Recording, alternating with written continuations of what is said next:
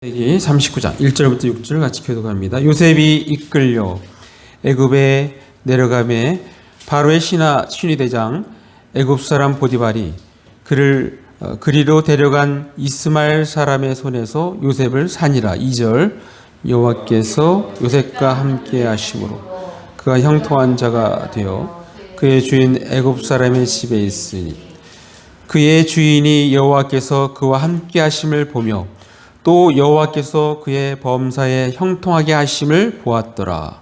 요셉이 그의 주인에게 은혜를 입어 섬김에 그가 요셉을 가정 총무로 삼고 자기의 소유를 다 그의 손에 위탁하니 그가 요셉에게 자기의 집과 그의 모든 소유물을 주관하게 한 때부터 여호와께서 요셉을 위하여 그 애굽 사람의 집에 복을 내리심으로 여호와의 복이 그의 집과 밭에 있는 모든 소유에 미친지라. 6절 주인이 그의 소유를 다 요셉의 손에 위탁하고 자기가 먹는 음식 위에는 간섭하지 아니하였더라. 요셉은 용모가 빼어나고 아름다웠더라. 아멘. 자, 인간은 기본적으로 행복하게 살기를 희망합니다. 자, 가능하다면 형통한 삶을 살기 원합니다. 자, 그런데 세상 사람들은 이해할 수 없는 문장이 있습니다. 그것은 하나님께서 함께 하시는 것이 형통이라는 문장입니다. 자, 여러분 어떻게 생각하십니까? 오늘 제목 하나님께서 함께 하시면 그것이 형통입니다 라는 그 제목이 좀 이상하지 않습니까? 형통은 하나님께서 함께 하시는 삶입니다 라는 제목이 더 어울릴 것 같은데 말입니다. 사실 오늘 제목 앞에 숨겨져 있는 문장이 더 있습니다. 그것은 바로 이렇습니다. 고난으로 얼룩진 인생일지라도 입니다. 다시 말해서 고난으로 얼룩진 인생일지라도 하나님께서 함께 하시면 그것이 바로 형통입니다 라는 문장입니다. 그것을 앞부분을 생략해서 하나님께서 함께 하시면 그것이 형통입니다 라는 제목이 된 것입니다. 자, 오늘 본문은 우리가 잘 아는 구약의 인물 요셉이 상인들에게 팔려 애굽에서 끌려와 신의대장 보디발의 노예로 팔려 살아가는 장면으로 시작합니다.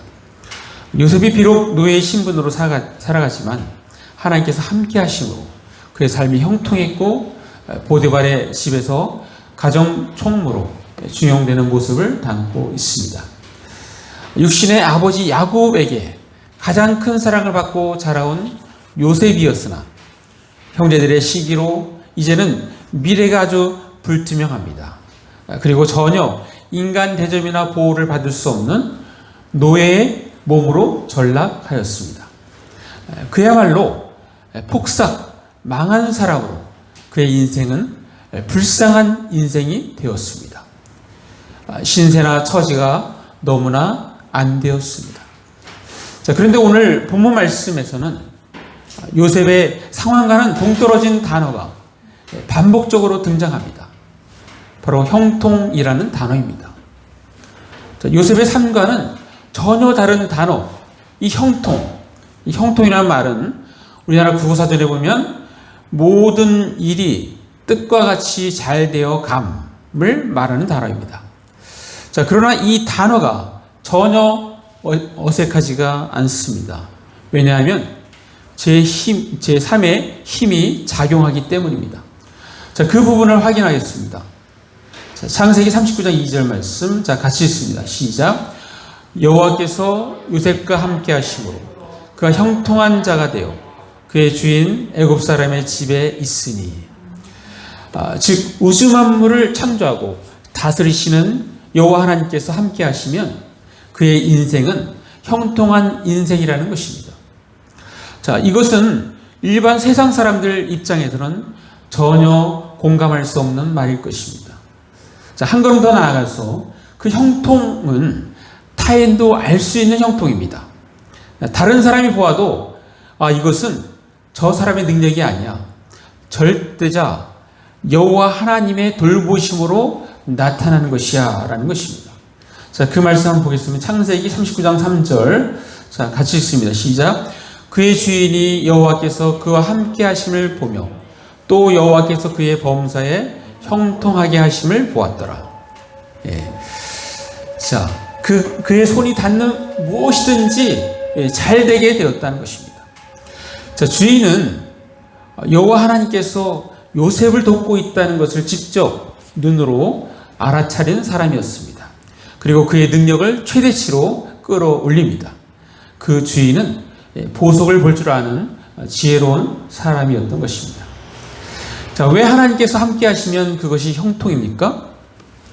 자, 그 이유는 하나님의 돌보심에는 실패가 없기 때문입니다. 자, 이 세상에서 가장 강력한 사랑이 있다면 어머니의 사랑입니다. 어머니는 자녀를 위해서는 대신 죽을 수도 있는 희생적인 사랑입니다. 위대한 사랑입니다. 자, 그러나 그 사랑도 죽음 앞에서는 어쩔 수 없습니다. 자, 제2차 세계대전 때 소련은 독일의 총공세에도 잘 버텨냈습니다. 소련은 전쟁터에 여자도 함께 전투복을 입히고 싸우게 했습니다. 자, 그때 그녀들이 전쟁터에 나가는 동기는 우리 손으로 우리 자녀들을 지키자. 우리의 조국을 우리 손으로 지키자는 것이었습니다. 이것은 당시 독일로 하여금 놀라게 했습니다. 독일인이 생각하는 여성상은 가정을 지키며 남편에 대한 뒷바라지와 어린 자녀들을 돌보는 인물이었습니다. 자, 소련은 여자들도 전쟁에 참여시켜 전략화하는데 성공합니다. 자, 심지어는 남자들보다 더 뛰어난 여성 전투 조종사까지 있었습니다. 자, 그러나 그러한 강력한 사랑도 어떤 병으로나 또 전장에서 죽으면 아무 소용이 없는 것입니다. 즉, 인간은 유한하며 영원하지 않습니다. 자, 그러나 우리가 믿는 하나님은 어떻습니까? 한번 사랑하면 끝까지 사랑합니다. 영원히 사랑합니다. 자, 그러한 모습을 잘 표현한 말씀을 보겠습니다. 로마서 8장 39절 말씀. 자, 우리 같이 읽습니다. 시작. 높음이나 깊음이나 다른 어떤 피조물이라도 우리를 우리 주 그리스도 예수 안에 있는 하나님의 사랑에서 끊을 수 없으리라. 예, 참으로 든든하고 마음이 포근해지는 말씀 아닙니까? 그 어떤 것보다도 단단히 결속되어 있는 모습이 연상이 됩니다. 자, 오늘날 우리가 사는 현실에서 고난이라는 단어는 불행을 떠올리는 단어입니다. 오늘날 우리가 사는 세상은 성공해야 형통한 것입니다. 잘 되어야 형통한 것입니다. 승진하고 진급해야 형통한 것입니다. 합격해야 형통한 것입니다. 잘 살아야 형통한 것입니다. 그러므로 고난이 온다면 사람들은 불평, 불만을 쏟아냅니다. 그리고 원망합니다. 그리고 고난은 곧 실패라고 여깁니다. 자, 그러나 이것은 기독교 입장에서 영적으로 살펴볼 때 믿음이 없는 사람의 행동인 것입니다. 이것은 과거 이스라엘 백성들의 광야 생활에서 잘 찾아볼 수가 있습니다. 원망하는 이스라엘 사람들은 하나님께서 약속하신 가나안 땅에 들어가기에 적합하지 않았습니다. 자, 그래서 원망하는 사람들은 가나안 땅을 밟아보지도 못하고 광야에서 모두 죽습니다. 신약 성경에 그 부분을 잘 표현한 말씀이 있습니다. 고린도전서 10장 10절 말씀. 자, 우리 같이 읽어보겠습니다. 시작. 그들 가운데 어떤 사람들이 원망하다가 멸망시키는 자에게 멸망하였나니 너희는 그들과 같이 원망하지 말라. 예. 자, 불평을 늘어놓다가 멸망시키는 천사에게 멸망당한 사람들이 있었다는 것입니다. 자, 원망이라는 것은 국어사전을 보면 못마땅하게 여기어 탓하거나 불평을 품고 미워하는 것을 원망이라고 합니다. 자, 무슨 의미일까요? 자, 원망하는 사람은 천국에 들어갈 자격이 없음을 보여주는 것이 아닐까요? 천국은 믿음으로 가는 것입니다. 믿음이 있는 사람들은 원망하지 않습니다. 자, 원망하는 사람은 믿음이 없는 사람입니다. 따라서 원망하는 사람은 천국에 들어갈 수 없다는 논리인 것입니다. 자, 성경의 다른 부분을 또 보겠습니다. 야고보서 5장 9절 말씀. 자, 같이 읽습니다. 시작. 형제들아 서로 원망하지 말라. 그리하여 심판을 면하리라. 보라 심판주가 문 밖에서 계시니라. 예. 서로 불평하지 마십시오. 서로 원망하고 있으면 심판을 면하기 어렵습니다. 라고 말씀하고 있습니다. 자, 원망하는 사람은 하나님의 심판을 피할 수 없음을 언급하고 있는 것입니다. 자, 화재로 모든 것이 불에 타 사라질지라도 나의 신앙만은 그대로 있다면 그 사람은 그것만으로도 하나님께 감사할 수 있는 것입니다. 자, 만약 어떤 사람이 하나님께서 늘 함께 하신다고 주장하면서 못된 일을 서슴없이 행하고 불평, 불만, 원망이 입에 붙어 있다면 우리는 어떻게 생각해야 할까요? 사실 이런 것에서 분별력이 작동해야 합니다. 자, 이 사람은 실제로는 하나님께서 함께 하질 않는데 함께 한다고 착각하고 있는 것입니다.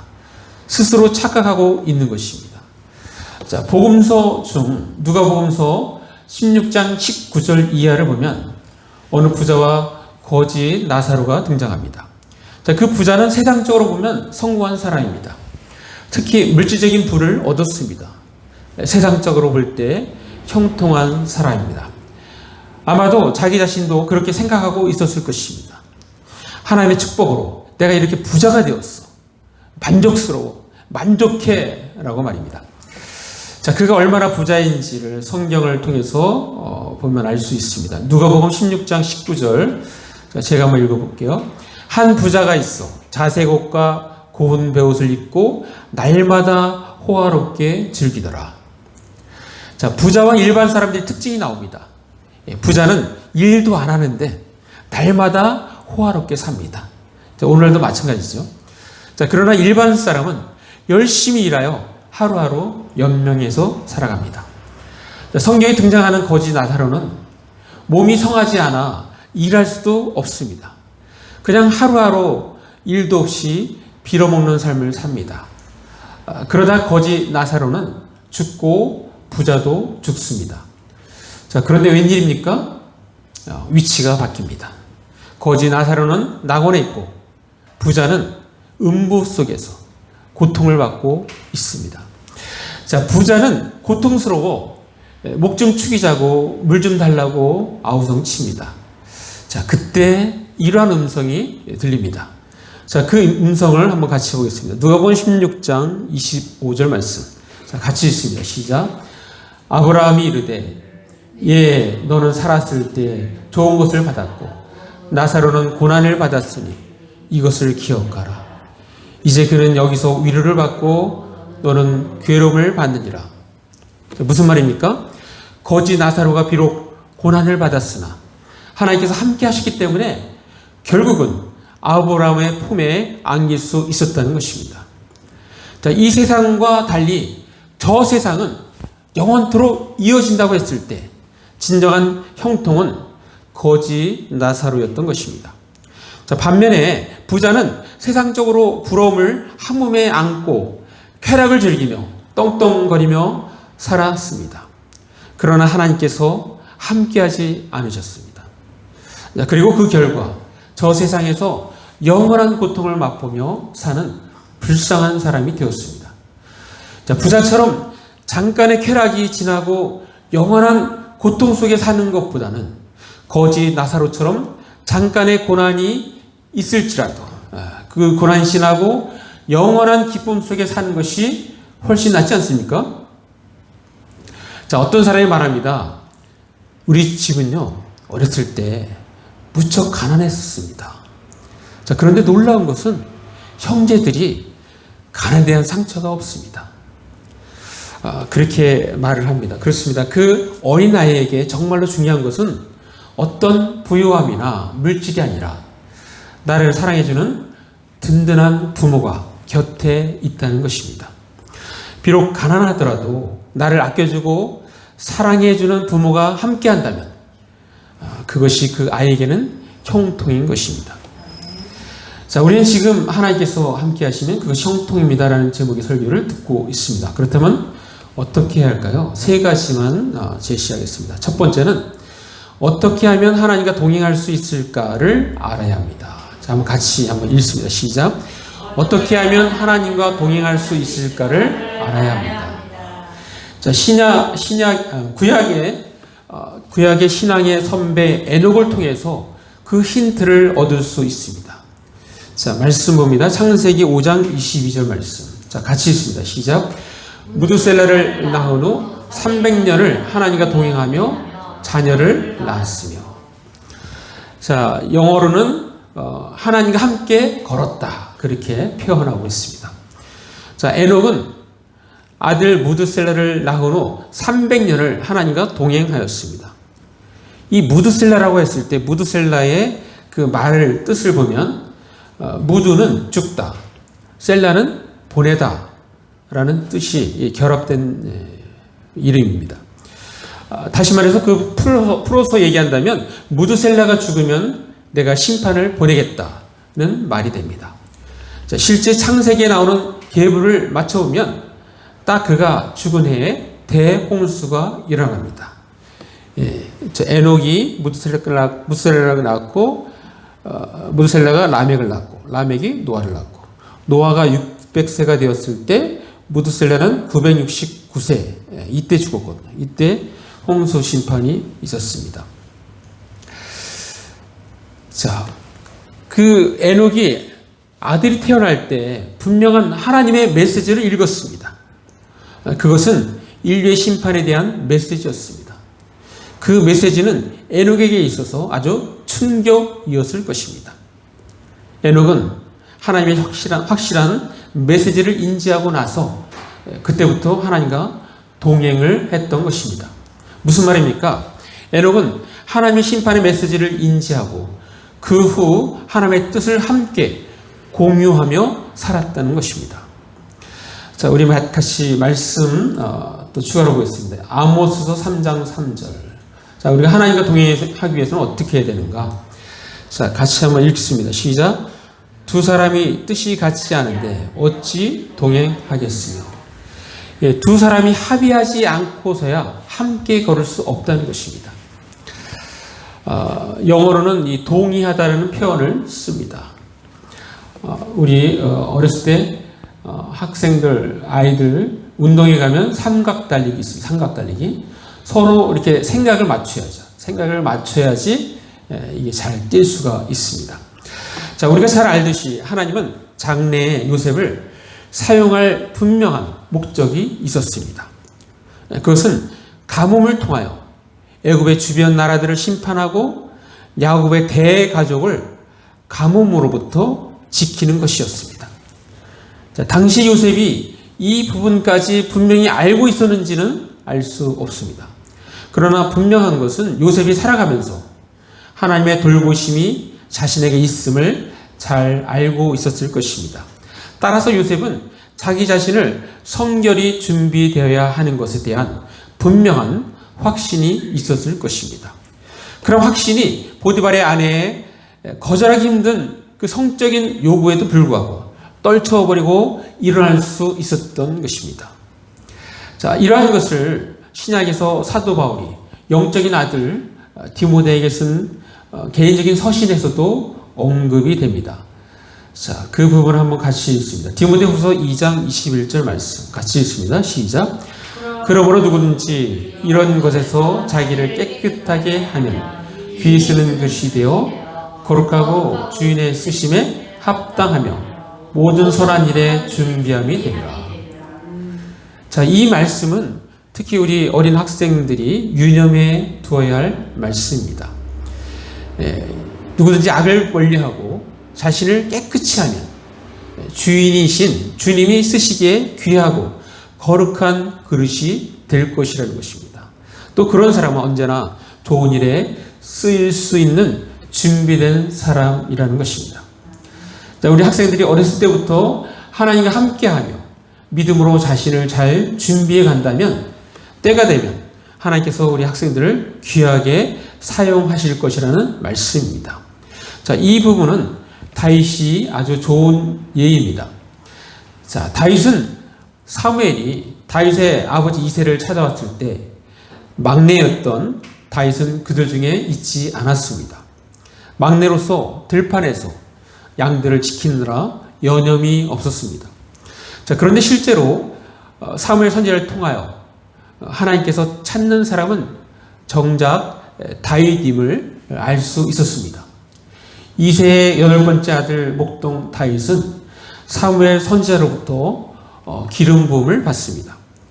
장차 하나님께서 쓰시는 특별한 사람이 될 것이라는 표시입니다. 자, 다윗이 한 일은 주어진 일, 즉 열심히 양을 돌보는 일이었습니다. 그리고 열심히 음악을 다루며 하나님을 찬양했습니다. 자신의 일을 성실히 하면서 밤 하늘을 보며 주님을 찬양하는 모습은 아름다운 한 폭의 그림이었습니다. 다윗에게 있어서 양치는 일이라면 우리 학생들에게는 바로 공부하는 일입니다. 자기 일에 최선을 다하며 내일을 준비하는 모습은 이와 같이 매우 아름다운 것입니다. 자, 하나님께서 함께 하시면 그것이 형통입니다. 그렇다면 우리는 어떻게 할까요? 두 번째는 타인의 시선을 초월해야 합니다. 자, 같이 한번 읽습니다. 시작. 타인의 시선을 초월해야 합니다. 셜리, 구하라, 윤희, 최진실, 장채원, 정다빈. 이들의 공통점은 악플 때문에 자살까지 이르게 된 연예인들입니다. 종종 연예인들이 자살을 할 때 그 원인이 SNS상에서의 악플 때문인 경우가 있습니다. 요즘 자신의 블로그나 페이스북 등 인터넷상에서 얼마든지 타인과 소통할 수 있습니다. 자, 그런데 어떤 일에 있어서 사람들이 댓글을 다는데 그 내용이 상처를 주는 말들이 많습니다. 그것을 우리는 일명 악플이라고 합니다. 자, 그런데 당사자가 이러한 댓글에 민감하면 특별히 안 좋은 댓글로 인하여 크게 상처를 받습니다. 자, 그리고 그것이 개인적으로 감당이 안 될 때 극단적인 선택을 하게 되는 것입니다. 자, 이러한 것을 극복하기 위해서는 먼저는 댓글에 너무 신경 쓰지 말아야 합니다. 그리고 타인의 평가에는 무덤덤하게 반응해야 하는 것입니다. 타인의 시선에 대해 초월해야 한다는 것은 다른 말로 세상의 시각에 대해 너무 민감하게 반응하지 말라는 것입니다. 특별히 세상의 시각에서 고난은 실패라고 보는 것이 일반적입니다. 자, 만약에 요셉이 노예로 팔려 마치 물건처럼 취급당할 때 자기 자신에 대하여 나는 실패한 인생이야 이렇게 실패라고 단정 짓는다면 애굽의 총리까지 오른 일이 되기는 큰 어려움이 있었을 것입니다. 사실 세상적으로 볼 때 요셉은 실패한 인생이었습니다. 우리가 아까 읽었던 창세기 39장 1절 자, 보시면 제가 읽겠습니다. 요셉이 이끌려 애굽에 내려가매 바로의 신하 대장 애굽 사람 보디발이 그를 그리로 데려간 이스마엘 사람의 손에서 요셉을 산이라. 자, 여기 보면 앞에 보면 요셉이 이끌려 이렇게 표현되어 있잖아요. 자, 요셉이 이끌려라고 표현됐을 때는 정중한 표현입니다. 실제 표현은 강제로 끌려갔다는 것입니다. 강제로. 자, 그러한 인생. 그러나 요셉은 모든 어려움을 극복하고 결국 애굽의 총리까지 이릅니다. 자, 때로는 우리가 고난에 처할 수 있습니다. 고난의 터널이 끝나지 않을 것처럼 느껴질 때도 있습니다. 자, 그러나 그럼에도 불구하고 우리는 타인과의 비교를 멈춰야 합니다. 그리고 자존감을 강하게 가져야 합니다. 자, 이 세상 인구 2019년 7월 기준으로 77억 인구 중에서 나와 동일한 사람은 아무도 없습니다. 인간 개개인을 하나의 상품 가치로 본다면 희소성으로서는 최고의 가치가 있는 것입니다.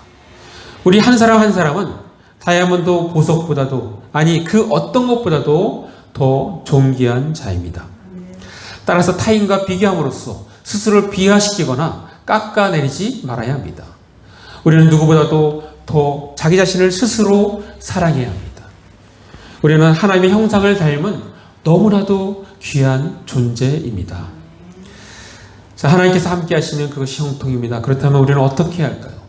자, 마지막 세 번째는 범사에 감사해야 합니다. 자, 같이 한번 읽습니다. 시작. 범사에 감사해야 합니다. 자, 평상시 하나님을 인정해야 범사에 감사할 수 있습니다. 자, 무조건 잘 되면 하나님 덕분, 못 되면 마귀 탓으로 돌리면 안 됩니다. 우리는 언제나 하나님께서 저와 함께 하시니 감사합니다. 하나님 한 분이면 저는 만족합니다. 라는 자세로 살아야 합니다. 따라서 고난에 대한 태도는 불평, 불만, 원망이 아닌 감사이어야 합니다. 우리가 믿는 하나님은 전능하신 하나님이십니다. 그분이 우리와 함께 하실 때 우리가 가져야 할 태도는 어떤 상황에서도 그분의 주권을 인정하는 것입니다. 그리고 그러한 태도는 하나님께서 모든 것을 합력하여 선을 이루신다는 믿음을 전제로 합니다. 자, 그 말씀 한번 보겠습니다. 로마서 8장 28절 말씀 같이 읽습니다. 시작. 우리가 알거니와 하나님을 사랑하는 자, 곧 그의 뜻대로 부르심을 입은 자들에게는 모든 것이 합력하여 선을 이루느니라. 모든 일이 서로 작용해서 좋은 결과를 이룬다는 것입니다. 자, 우리는 이 말씀의 뜻을 요셉의 생애를 통해서 확인할 수 있습니다. 배다른 동생 요셉을 죽이려 하고 끝내 돈을 받고 팔아버린 형들의 그 악한 행위도 하나님께서는 자신의 목적을 이루시기 위하여 사용하셨습니다. 요셉이 여주인의 강력한 유혹을 뿌리친 대가로 억울하게 감옥에 갔을 때에도 하나님께서 그 상황을 자신의 목적을 이루는데 사용하셨습니다. 즉 모든 일이 서로 작용해서 원하는 결과를 얻었다는 것입니다. 자, 그러니 인생을 당장 코앞의 일만 생각하는 것이 아니라 장기적이고 종합적으로 봐야 하는 것입니다. 하나님께서 우리의 인생에 개입하셔서 모든 것을 합력하여 선을 이루신다면 우리는 오늘 하루하루 그리고 매 순간순간에 대하여 감사해야 하는 것입니다. 범사에 감사해야 하는 것입니다. 자, 말씀을 정리합니다. 비록 고난으로 얼룩진 인생일지라도 그 고난에 대하여 절대 절망해서는 안 됩니다. 그 고난으로 인하여 불평, 불만, 원망을 해서는 안 됩니다. 오히려 우리는 어떻게 하면 복의 근원이 되신 하나님과 가까이 할까를 늘 고민해야 합니다. 그리고 하나님과 동행하기를 힘써야 합니다. 비록 고난으로 얼룩진 인생이라 할지라도 하나님께서 함께 하시면 그것이 바로 형통이라는 것을 잊지 말아야 합니다. 하나님과의 동행하는 삶을 살기 위해서는 우리 아까 들었던 세 가지 어떻게 하면 하나님과 동행할 수 있을까를 알아야 하고 타인의 시선을 초월해야 합니다. 또 범사에 감사함으로써 늘 하나님을 삶 속에서 인정해야 하는 것입니다. 우리 모두 일상 속에서 하나님과 동행하는 삶을 살아가시기를 간절히 바랍니다. 네, 기도하겠습니다. 자, 이 시간 말씀 생각하시면서 1, 2분 잠깐 기도로 나갑니다.